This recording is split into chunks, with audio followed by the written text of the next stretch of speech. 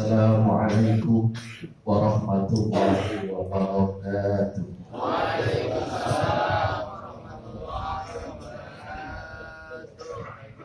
Alhamdulillahilladzi hadana li hadza wa ma kunna linahtadiya laula an hadana.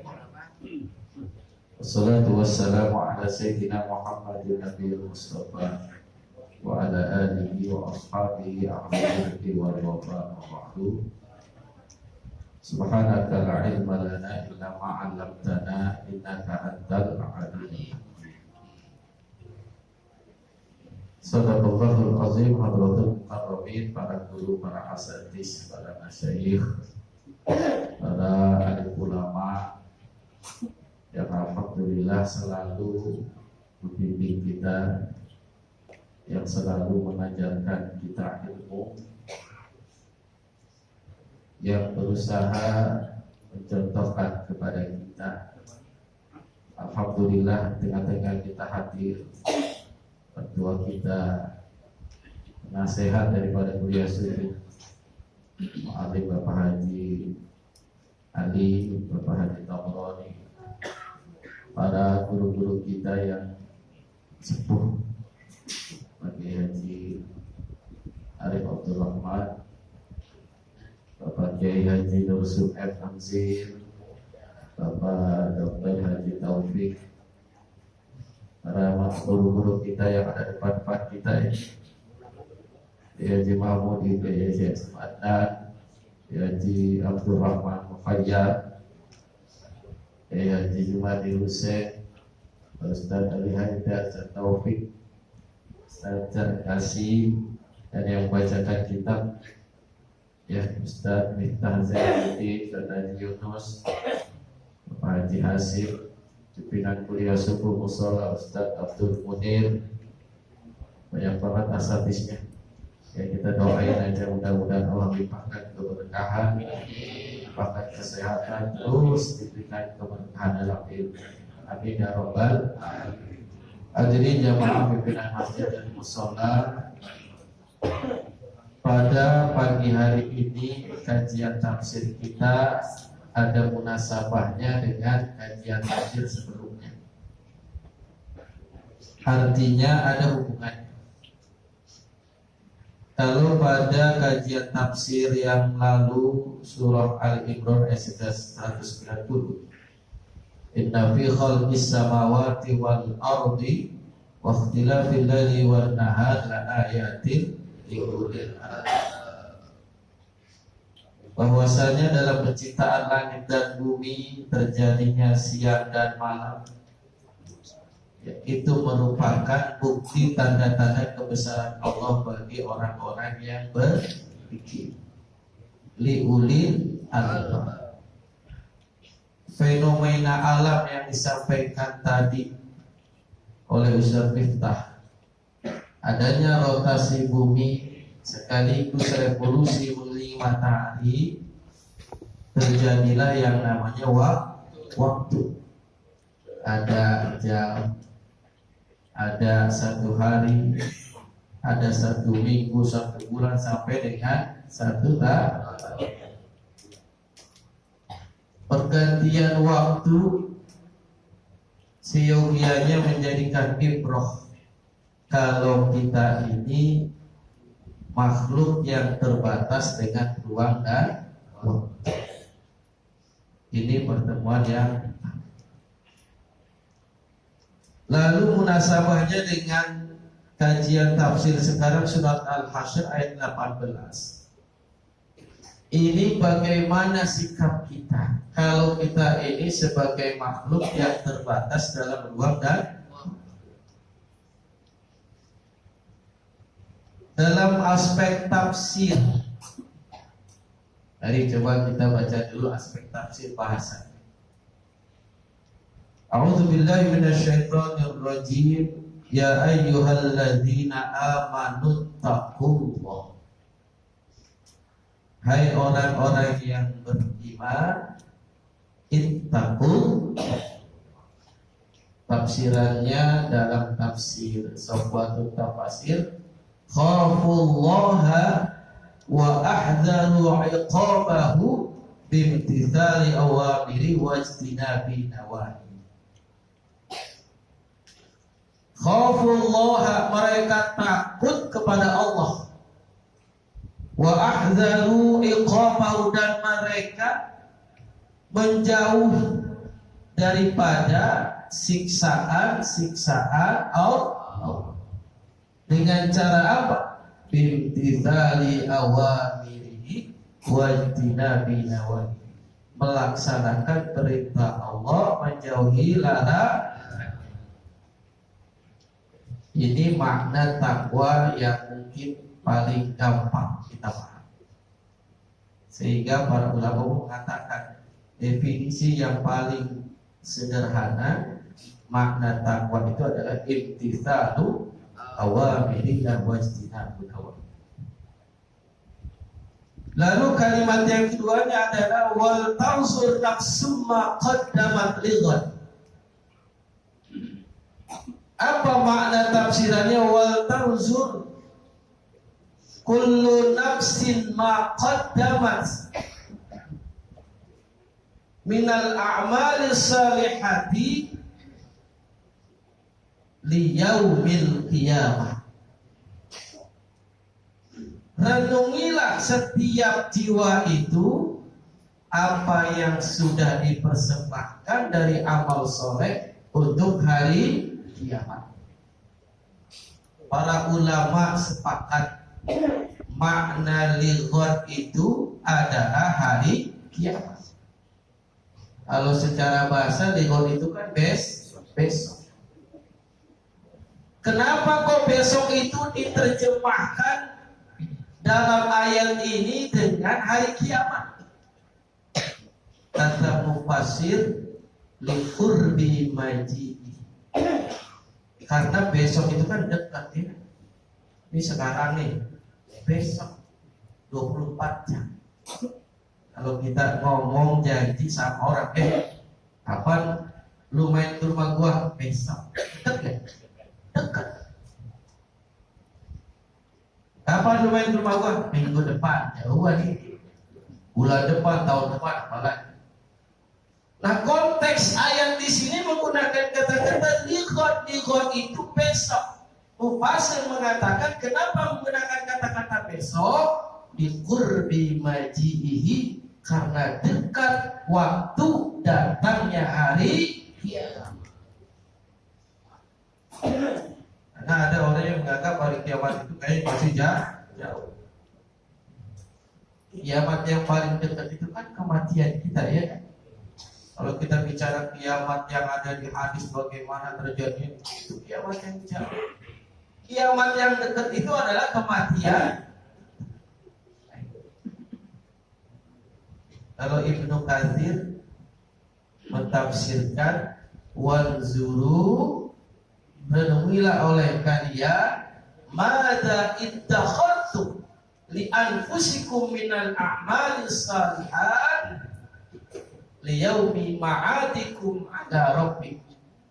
Itu Ibnu Katsir. Apa maknanya kata Ibnu Katsir? Wanzuru, renungilah. Maka ittakhadtum, apa yang sudah kalian persiapkan, persembahkan, minal a'mali shalihat, dari amal soleh, liyaumi ma'adikum, untuk hari kembali kalian, ala rabbikum, kepada Tuhan. Wattaqullah, disebut lagi, dan bertakwalah kepada Allah. Kenapa kok disebut 2 kali? Dalam tafsir disebut dengan at-takrir, diulang-ulang. Kenapa diulang ini? Diulang ini kata ulama ya, lisa'li manzilatit taqwa. Ini karena begitu hebatnya persoalan kaitannya dengan takwa. Makanya tadi kata Ustaz Miftah, khairuz zadid taqwa. Hidup di dunia ini bekal sebaik-baiknya adalah takwa. Makanya setiap mimbar Jumat selalu khatib menyampaikan wasiat takwa. Akan ini yang dipesankan Allah kepada umat-umat terdahulu, termasuk kepada umat Rasul. Sering kita mendengarkan wasiat takwa itu ya dalam setiap mimbar Jumat. Wa laqad wasayna alladziina utul kitaba min qablikum wa iyyakum an taqullah. Ya, dalam surat An-Nisa ayat 131. Wa laqad wasayna alladziina utul kitaba min qablikum. Kata Allah, sungguh telah kami wasiatkan kepada umat terdahulu yang diberikan kitab sebelum kalian, wa iyyakum, dan juga kepada kalian, kepada sahabat, tentu juga kepada kita akan pentingnya makna ketakwaan kepada Allah Subhanahu wa taala. Wattaqullaha innallaha khabirun bima ta'malun. Sesungguhnya Allah muttali'un, meneliti terhadap apa yang kalian perbuat. Hadirin sekalian yang dimuliakan oleh Allah Subhanahu wa taala. Pelajaran yang sangat berharga dalam ayat ini adalah bahwasanya kalau kita bisa memahami waktu itu sebentar, waktu itu hanyalah sekejap, maka apa yang sudah kita persiapkan untuk hari bekal kematian kita. Wal tanzur nafsum ma qaddamat lighad. Karena hadirin sekalian yang dimuliakan oleh Allah Subhanahu wa taala, dunia ini kan ada 3 masa. Amsi madha ma biyadika syai'un. Yang pertama hari kemarin yang sudah lewat, sudah berlalu, nggak bisa kita ulangi lagi. Ya, segala perbuatan kita yang baik, yang buruk itu udah dicatat. Wa inna 'alaikum lahafizin kiraman katibin ya'lamuna ma taf'alun. Ya, jadi ada malaikat kiraman katibin ya'lamuna ma taf'alun. Dia tahu apa yang kita perbuat. Catatan ini sudah ya disimpan sebagai hasil amal kita yang sudah kita lewati. Lalu yang kedua, wa ghadan la tudhiku amla. Hari esok kita tidak tahu apakah masih bisa ada jaminan kita bertemu dengan hari esok. Belum kan? Yang ketiga, wa yaumun adzabin. Hari ini di saat kita melakukan aktivitas ya baghtaniku, maka ambil sebaik-baik kesempatannya. Hari besok akan jadi hari ini, hari ini akan jadi hari kemarin, terus kita di dunia ini. Tapi udah hari esok belum? Hakikatnya dalam ayat ini belum. Itu baru dunia. Hari esok akan jadi hari ini akan jadi kemarin, besok hari ini, terus usia kita. Kapan? Kalau sudah tiba giliran waktunya kontrak hidup kita selesai. Itulah permulaan hari esok, ketika kita wafat masuk ke dalam kubur. Nah, kubur itu terminal pertama. Kubur itu stasiun pertama lighad itu. Sayyidina Utsman itu kalau ingat kubur, ya itu lewat kuburan dia berhenti, dia nangis. Padahal kan sering diceritain di majlis Rasulullah bagaimana dahsyatnya neraka. Tapi Sayyidina Utsman kagak nangis. Tapi kalau lewat kubur Sayyidina Utsman itu dia berhenti, dia nangis. Apa kata Sayyidina Utsman ketika ditanya oleh ajudannya? Ya, kenapa kok kalau di majlis Rasulullah kan nangis, tapi kalau di kubur nangis? Apa kata Sayyidina Utsman? Saya ingat sabda Rasulullah sallallahu alaihi wasallam. Innal qabra awwal manzilin min manazilil akhirah. Tadi sudah dibaca ya. Bahwasanya kubur itu awal manzilin min manazilil akhirah. Itu manzil itu kita terjemahkan adalah yang paling gampang terminalnya. Terminal pertama, stasiun pertama, tempat pertama dari stasiun menuju akhir. fa inna jaminhu fama ba'dahu aisyah. Kalau dikubur ini selamat, sukses, maka proses selanjutnya menuju proses akhirat aisyah minhu itu lebih mudah, lebih gampang, tidak akan kesulitan. Kalau dikuburnya ternyata pertama sukses. Tapi wa in lam yanju, kalau dia tidak selamat, fama ba'dahu asyaddu, maka proses selanjutnya lebih dahsyat, lebih menakutkan. Jadi kalau dikuburnya udah gak berhasil, ginanya lebih bahaya lagi, lebih hebat lagi. Na'udzubillah.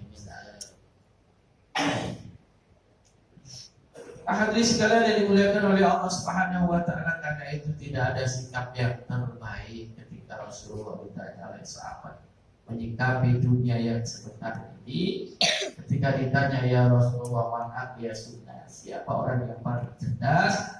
Apa kata Rasulullah? Atsarhum fitrun bil maut wa asyaduhum istidadan. Sebaik-baik kita menyadari kalau hidup kita ini sebentar, hidup kita ini sesaat, maka sering-sering ingat kematian, bersungguh-sungguh mempersiapkan bekal setelah kematian. Bagi orang yang sudah melaksanakan ini, insya Allah kapanpun kita dipanggil, ya kan? Karena di lauh mahfuz sudah ada catatan kapan kita meninggal, kapan kita dilahirkan, bagaimana kehidupan kita, nikah dengan siapa, udah catatan. Tapi bagi kita orang yang ingat-ingat kematian, bagi kita yang sudah bersungguh-sungguh mempersiapkan bekal, nggak usah takut. Kenapa? Karena kematian itu adalah rohatun min kulli syarr, istirahat. Yang namanya istirahat itu enak. Istirahat itu lezat. Istirahat itu ya Allah, ya bahagia. Tapi bagi orang yang zalim, bagi orang yang ingkar, orang yang melanggar perintah Allah, kematian itu adalah merupakan musibah. Musibah kenapa? Karena dia mengalami kecelakaan awal menuju akhirat. Na'udzubillah. Inilah sebagai akhirat yang saya sampaikan. Ada satu doa dalam riwayat Muhammad Tabrani, ya Allahumma aslih lana dinana alladzi huwa ismatu wa aslih lana dunyana allati fiha ma'asyana wa aslih lana akhiratana allati ilaiha ma'adna waj'alil hayata ziyadatan lana fi kulli khair waj'alil mauta rahatan min kulli syarr. Ini doa Rasulullah kepada sahabat yang diajarkan biar kita hidup ini, ya, agama kita bagus, dunia kita bagus, akhirat kita bagus, usia yang kita lewati selalu menambah kebaikan, dan kalaupun kita wafat cepat atau lambat, rohatun min kulli syarr, istirahat bahagia menuju kebahagiaan akhirat surganya yang sebenarnya. Amin ya rabbal alamin. Wallahu a'lam bishawab. Ini yang saya bisa sampaikan. Kurang lebihnya mohon maaf. Ada nomor wajib majmu'in. Assalamualaikum warahmatullahi wabarakatuh.